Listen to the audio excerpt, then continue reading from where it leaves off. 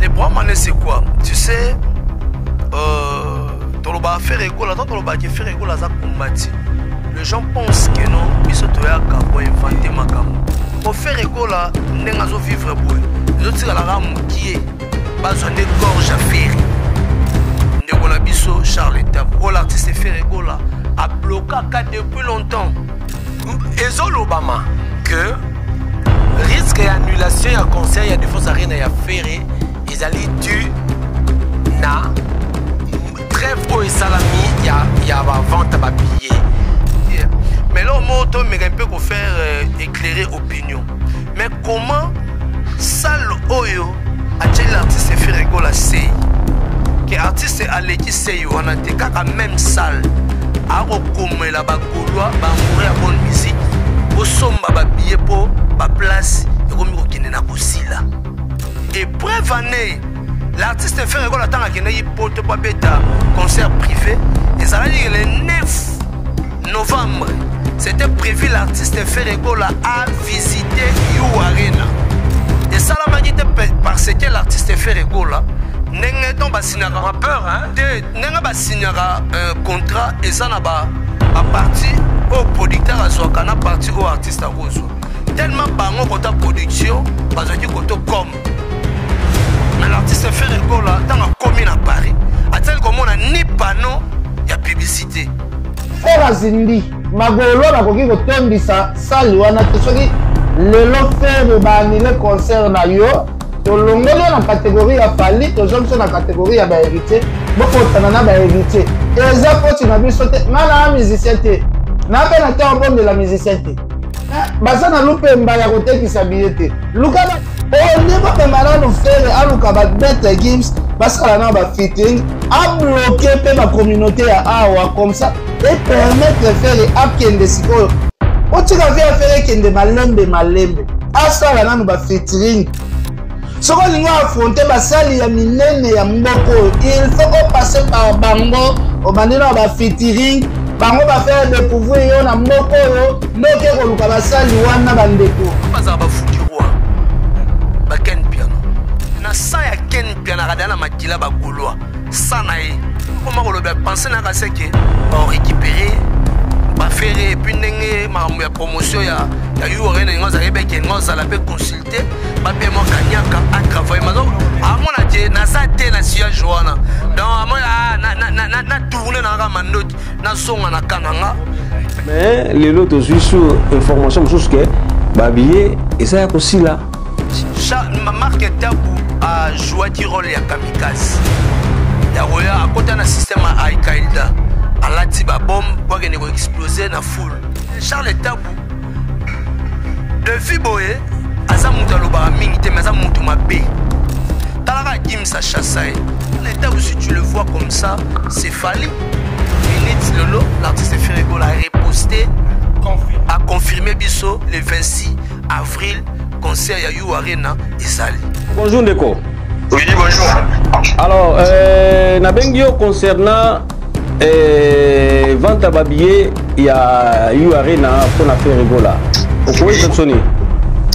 Mais pour l'instant, parce que la hauteur côté na site, na Boutou, oui. Il y a qui des catégories qui n'a pas billet, mais Léo Natango, moi je confirme. Oui. Au hasard, na thème, gros côté parce que Google le code ça a été, ça va site, il y a mis sur le congolais, tout le site en délai. Première catégorie, nous sommes qui en vente, ils ont épuisé. Oui. Bah, rajouter, parce qu'après quelques temps, on a continué sous.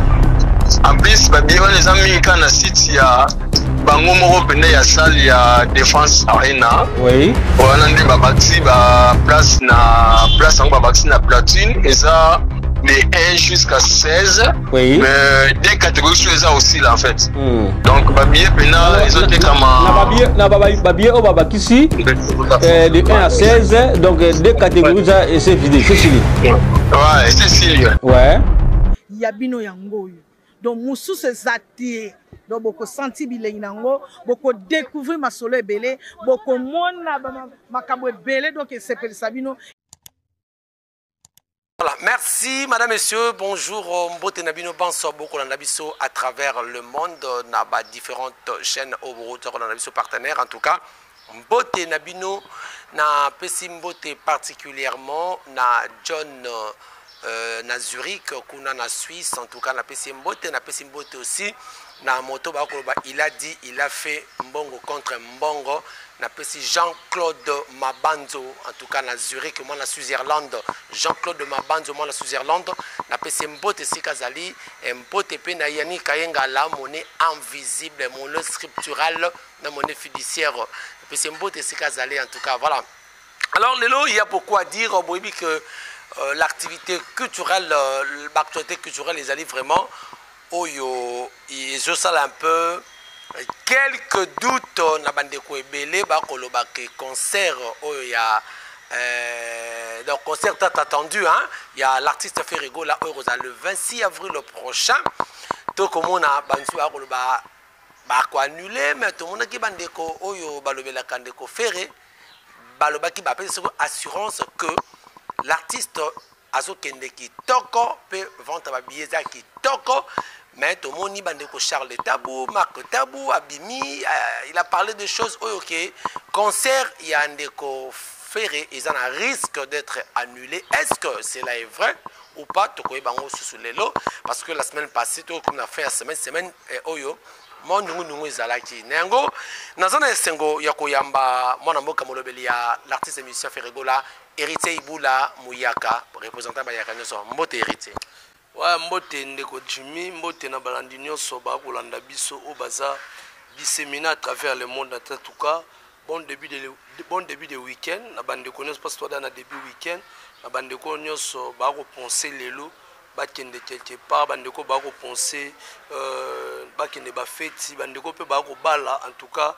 Eri mariage na bango bandeko ngape na pesimbote na pesi opeye faut pesa kimbote da moto na yo Jean-Claude Mabanzo moto moko bien na kata Switzerland. Jean-Claude Mabanzo balobi il a dit, il a fait mbongo contre mbongo Mabanzo Jean-Claude Mabanzo moi Switzerland moi na Suisse ya solo ya lobara pas réaliser na sentir Jean-Claude Mabanzo en tout cas na mona ba réaction ça la bien. Très bien, merci beaucoup madame messieurs, je crois token tout troca kanamo actualité. Iboula, dites-nous un peu, qu'est-ce qui se passe? Tout ça dans une émission Awa. Na ouverture, il y a billetterie, je crois que c'était le 5 septembre, si je ne me trompe pas. Le 5 septembre, ouverture, il y a billetterie, il y a Paris La Défense Arena, il y a artiste Ferrego qui se produire le 26 avril. Mais qu'est-ce qui se passe? Tout le monde a bateau pe ba pe din ba chroniqueur au trebi ke bato ba landa ba makasi. Ba nungu bandaki concert wana ça risque d'être annulé. Ba goloa ba so bombela bino même Maktaba dit que bureau ya faire boye bisa bango vérité. Boye bisa ba goloa au lieu que ba bango ba réseaux sociaux bolo ba vérité. Qu'est-ce qui se passe? Le problème c'est quoi? Tu sais toloba faire égola toloba ke faire égola za combattre. Les gens pensent que non biso toyaka ko inventer makambo. Parce que moto aza combattre amona na ba makambo no salinga sala omona ka ba obstacle foya. L'artiste Ferrego là tant abimi prison na mi rappelle ça la récapitulation na bandeko tout ba Rolanda biso l'artiste Ferrego là tant abimi prison to mona ka biso mon l'artiste Ferrego là se prononcer devant public qui ko yamba lobi ki obeta na palais du peuple. To ebi o ekomaki, les gens ont beaucoup parlé et le concert du palais du peuple tu sais na rond-point Willery place l'artiste annoncé et tu ebi o elekaki et puis concert ya palais du peuple a dit ko sala annulé.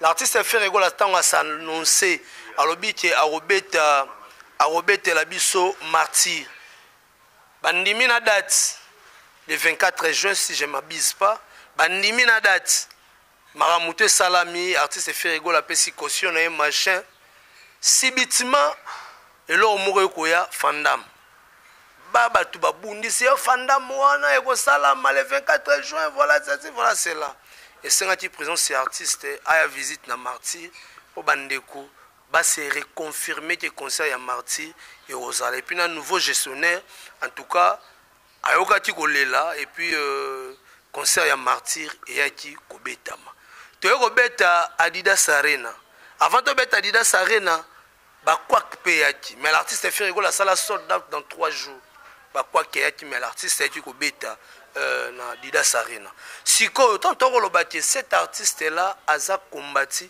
bandeko bandima te basi kombe kozala ndeni faut pas braquer ka arme pour faire egola ndenga zo vivre boye ezotikalaka mukie bazwa nde gorge à ferry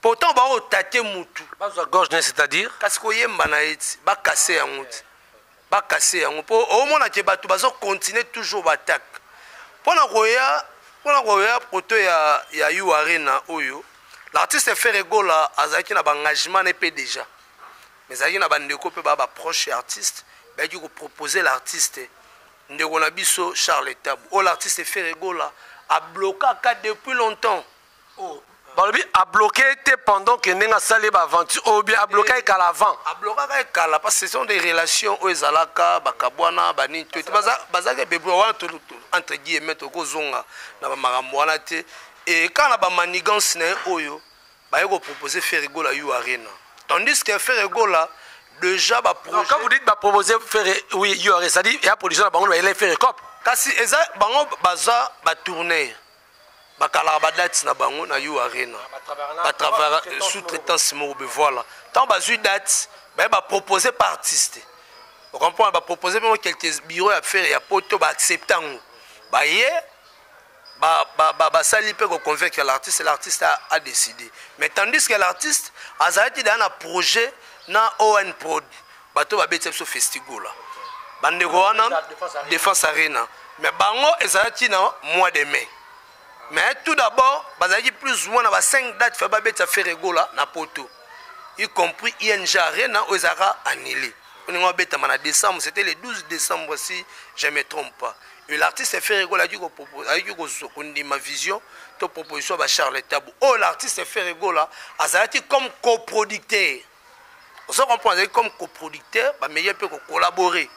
Mais compte tenu honnête au barat non bango ba tourner bango mo ba ko évoquer batindela l'artiste Frère Egola lettre déjà il paraîtrait que en tout cas ba ko zo cop mo ya match à rugby quand la même date le 26 wana pona bango pour faire désister voilà pona bango match à rugby et quand il sera mbongo oleka conseil et puis mbongo ça bien ba ko zo la bien mais souena bango za dit l'artiste Frère Egola a accepté kondima l'annulation ya concert bazwa mbongo bapesa pe Frère Egola partie na ye et siko l'artiste Frère Egola tali tout basombi ba billet oyo basombi ba billet yango esengaki fo ya na campagne moko boye na campagne moko ya koloba kino ba Gaulois baza incapable ya kosomba ba billet. Donc excusez ndeko Ibula le mot est très important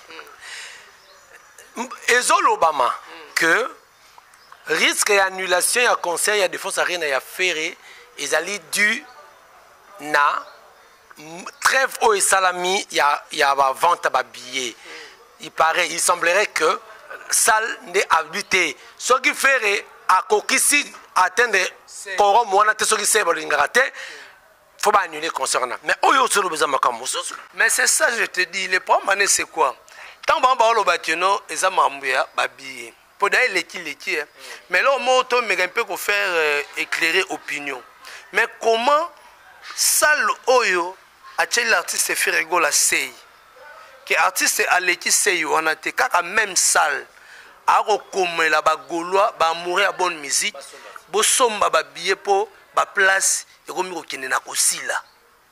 Il y a une confusion hein confusion ça y dans la carte parce qu'il y en a ba poste ezali so koti na page ya yu arena oromona yango te oromona makenenga poster ki ba fan ba mourir bonne musique ba resomba ba billet pour na concert ya le 26 avril et preuve année l'artiste Frère Egola tanga kenaki poto pa beta concert privé ezalaki le 9 novembre c'était prévu l'artiste Frère Egola a visité yu arena a visité ça m'a dit pourquoi et ça m'a dit parce que l'artiste Frère Egola n'engue ton basinaka a peur hein n'engue basinaka un contrat et ça na ba partie au producteur azwaka na partie au artiste arozwa tellement bango kota production bazaki koto comme mais l'artiste Frère Egola tant a commis à Paris a tel comme on a ni panneau il y a publicité sur PC candidat mais comment te gagner côté comme maintenant c'est comme si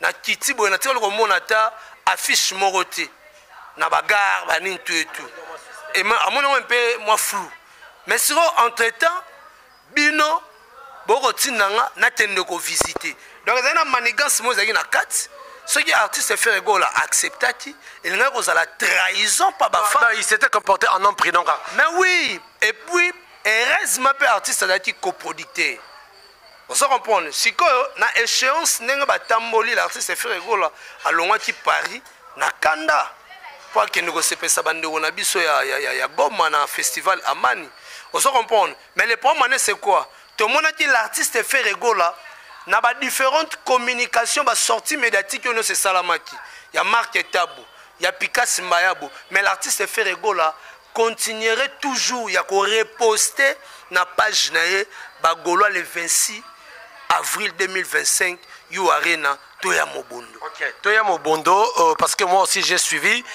un technicien de la salle Filma qui a même dit que la salle est rebaptisée ou est baptisée Mobondo. Bon, j'ai vu ça. Alors, mais il y lobby qui a bloqué Charles Tabukala.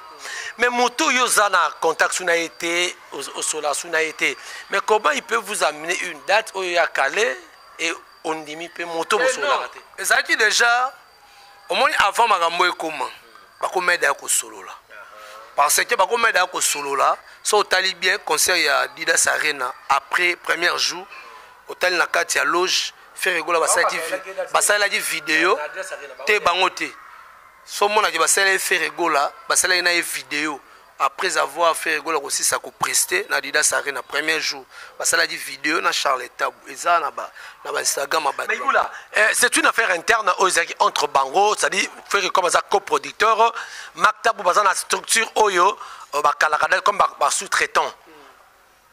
Mais qu'est-ce qui a motivé Ndeko Charles Tabou Maktabou aya sa émission pour annoncer le risque et annulation à concert il y a fait rigola. Au moni na guerre nyoso esenga kamikaze abima. Marc Tabou a joué un rôle ya kamikaze. Ya roya a côté na système Al-Qaïda. Alati ba bombe pour que ne exploser na foule. Abiki mbongo nanga bat ba oliango banananga mwasi nanga to famille nanga. Donc ayaki au jouer rôle wana et puis pour na ko sauver honneur ya ndeko na ye ya frère na qui est Charles Tabou. So talibien Charles Tabou de Fiboé aza mutu alobaka mingi te mais aza mutu mabe. Donc c'est un hypocrite. Aza na hypocrisie mobe na kati. Talaka Gimsa Chassai. Babengaki la Midestar mais aza supeme na Gimsa. Aza supeme nité. Charles Tabou si tu le vois comme ça, c'est Fali. On se comprend parce que c'est son ami. C'est son ami donc bazalaka. Donc soit na bango zalaï que non concert il y a le 26 avril, ce qui est annulé. Babimisa l'artiste fait rigola, le gars artiste vraiment local. Si au monde banolo ba ke bureau ya faire, bolo bana faire vérité. So tali Marc Tabou na maloba na ye mutu o atangaki na bureau ya faire. Ezaki nani? C'est Picasso Mayabo. Donc ezaki déjà dul o ezaki na kati. Mais esengaki parce que Picasso Mayabo abimaki na sortie médiatique mobo oyo abima kaka. On se comprend alobe makamu oyo ye moko. Donc makamka o Marc Tabou aloba yango ya kikoloba. Et so ba Gaulois et fistra ki bango pe pese ki na kanda. O mais comment aloba ke to soma ba biete tandis que to ko somba. Bandeko ba te tina Fnac ba ko vérifier. Par exemple à part Fnac boké le roi na ba supermarché na biso le roi ba tin marché ba city walk ba nini boké kuna bien boké na ba supermarché o eza awa ba oteka ba billet ba na ba billet ba soma ba billet kuna. On se comprend. Mais comment c'est possible que les Gaulois à 2700 billets qu'on fait la billetterie le 5 septembre. Mon minute au moins 30 000 billets. 25 000 billets déjà vendus dans You Arena. So bato batalaki baotala be mission même article du net a la vente en ligne. Bandeko tout basomba osala be estimation ba okota vraiment na kati ya site. Si on monique, bah utiliser qui n'a battu au que nous sala, autobengaka, bah falsifier document to lettre mo ba komi na kombo ya You Arena pona ko bongista ba kabala document les authentiques les authentiques ba utiliser na kombo ya secrétaire to administrateur ya salle ya You Arena o aza kutu na katsa makambo wana te ba yebi ke nous les Congolais to kende ko vérifier te ba tche yango do makambo etali nango Paris la défense te preuve année tant Paris la défense ya ko comprendre ba fan et artiste ba komi ko ya ebele na salle na FNAC et mbrié bango mais qu'est-ce qui se passe nde esenyi entre deux parties prenants et artistes na producteur ba esi bango to kanyi na no billetterie bo kende bo solola bo trouver terrain d'attente et puis bo sanbo revenir pour quoi actuellement on est où on est dans quel stade na minute oyo naza vraiment na ba précision sûreté mais to lali to lamuki Nathalie na poste ya artiste Ferregola na page nae na 34 minutes l'artiste Ferregola a reposté a confirmé biso le 26 avril concert ya You Arena ezali peut-être que mona match ya rugby olinga ko zala le 26 et commis reprogrammé pour le 25 avril. Très bien. Très bien. On a vu que l'artiste Ferregola ce matin a tout posté il y a 35 minutes que les concerts et à Paris la Défense qui est prévu le 26 avril 2025 est bel et bien maintenu. Mais il va travailler toujours avec qui? Naba Charles Tabou, tu vas retravailler. Naba Missus. Donc place on je ne pense pas. Je ne pense pas que l'artiste Ferregola, on a comprendre. Je ne pense pas que l'artiste Ferregola va travailler avec des Charles Tabou. Peut-être na oignon sur eleki. Malgré balobaga ata et place au problème les solution mona na kaka ata to simbani na bilamba mais humiliation oyo en tout cas et tout ça qui na batu va même Pikas Mayabo batu baké plus loin ya kofinga na mwasi na ye personnam o akota na mabele et ça li passi. Est-ce que Pikas Mayabo a un problème d'affaires? Il y a un fait reproche, mais qu'est-ce qui... Mais na lobby a fait reproche, mais peut-être bazaki va livrer qui est. On se comprend. Il y a un moment on a été que après que ça là live.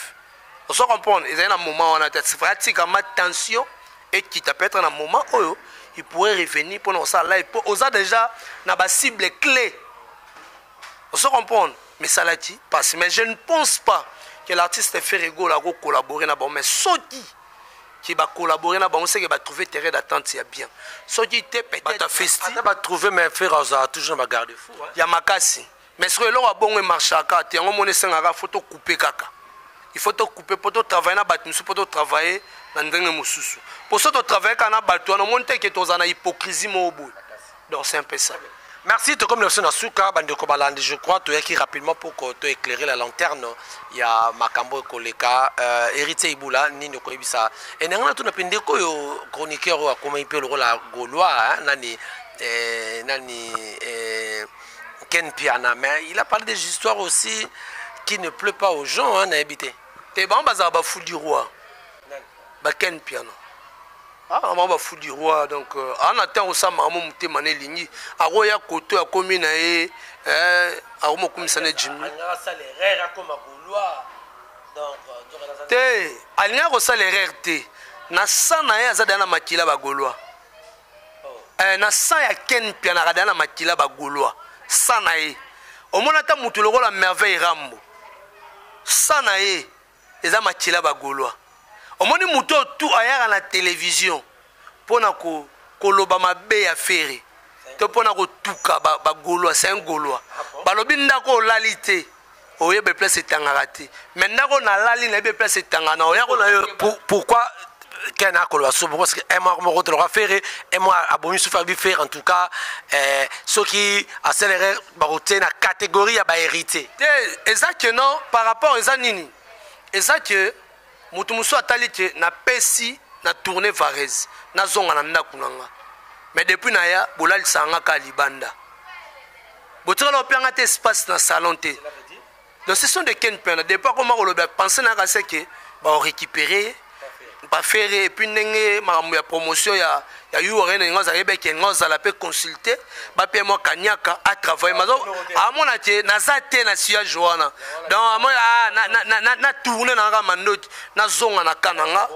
peut-être na otu ko zwa moi souffle de vie mais na senga na bandeko otu ba kotala biso boye batie l'artiste Ferregola les 30 oyo a kozala bongo na Angola a robeta bongo na Citadela Citadela ndeto ko ka bandeko bana Angola ba biza stade na bango ya ba stade de Martyr donc to ko senga ba Gaulois ba mourir à bonne musique communauté congolaise bandeko na biso ya Nigeria ba Camerounais ba Ivoiriens o ba fana na Angola en tout cas ba zoada ba soma ba billet na bango en tout cas côté promotion en tout cas je félicite vraiment cette producteur en tout cas au travail artiste Ferregola na Kinshasa mais au monde ati Angola eza na mouvement ko sakana te mobiliser et puis au sentir vraiment que au sentiment que muto azo sala azo produire l'artiste muto maneza ouvert pour pas na posa sani à côté azuba mituka ba mbeli ro ba bilongi ya ferry et puis azo sala sana concours muto akoye manzembo ya ferry au public ko ndima ba pese mutuka donc neto sala na Martyr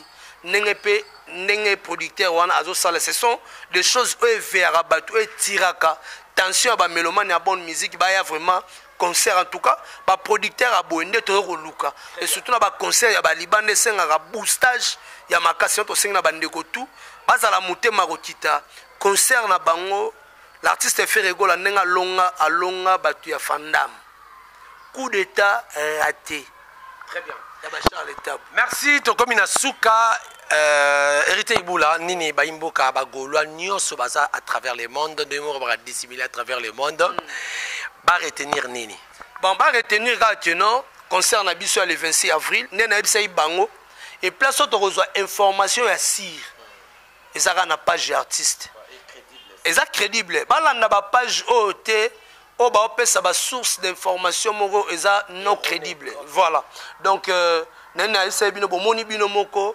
Ferregola a reposté encore affiche ya concert na biso ya Yua Rena bandeko non bazu ba bien na bango te ndenge bandeko mususu basalaki déjà inscription en ligne pour na billet donc ne ba fongoli billetterie directement bandeko basalaki inscription ba mbongo esani e rokata na bazo ba billet na bango na ba catégorie onyoso obopona parce que to ndeko banga ne risque to ndeko biso no banga eza annulation report ya prompté mais annulation ne elinga ko humilier biso na nemo ya kosakana en tout cas félicitations na papa Hervé mais tolinga ko umisa mabe na mutema te muto asali o mabe livrer tena ebisio moni muto asali o mabe il faut ko livrer bon livrer maktab bon na bia marketer baze lo te na mama yu arena aza na bien na lobité moto asali o mabe ko bomba ete po mutu muso ko leka na nzela lo moni donc ça dit Koffi Olomide ce dit Koffi Olomide a livré à bango peut-être faire un ngol le capé dans zela onati vous comprenez batimba bandeko tout balandi biso en tout cas merci beaucoup na bino bo aimer bo partager surtout na ba chaîne na biso bo s'abonner bo partager surtout ba chaîne oyo et le bel artiste Ferregola cha commentaire à bien partager message oyo et comme la bandeko nyonso na pesi mbote pas vieux na ngai Sylvio Wechi l'homme aux cheveux blancs et mon abattu maman Wechi alors boko mbenga ya na ngai na pesi bino vraiment ba mbote ya Freddy beaucoup la kaya ya Kati en tout cas merci beaucoup et puis merci beaucoup na Jimmy merci na Jimmy na Musée Biembi qui est derrière la caméra merci aussi na Elvis Pocho merci na MC KP Espace Mareza manager artiste en tout cas merci beaucoup merci madame messieurs nous sommes arrivés à la fin de cette émission plaisir Zakina Yamba moko ya balobeli ya artiste Ferregola oyo héritier Ibula mokonzi ya bayaka nyonso nde ye tobeti di solo na ye en tout cas et sali malamu mingi ye moto alexbiso vraiment que le concert est bel et bien maintenu le 26 avril prochain oyo pe l'artiste Ferregola a posté na ye merci na bande nyonso bo s'abonner merci na moi na Switzerland Jean-Claude Mabanzo balobi il a dit il a fait Mbongo contre Mbongo, merci en tout cas la personne mbote. Maître John na Suisse, na Zurich, on a personne mbote mingi, merci. Na bande en tout cas, vous s'abonner massivement. Ce qui nous a bazongité, on a bien tout prochainement. Ciao. Yabino yangoyo. donc mosusu eza te donc bokosenti bilei nango bokodécouvrir masolo ebele bokomona makambo ebele donc esepelisa bino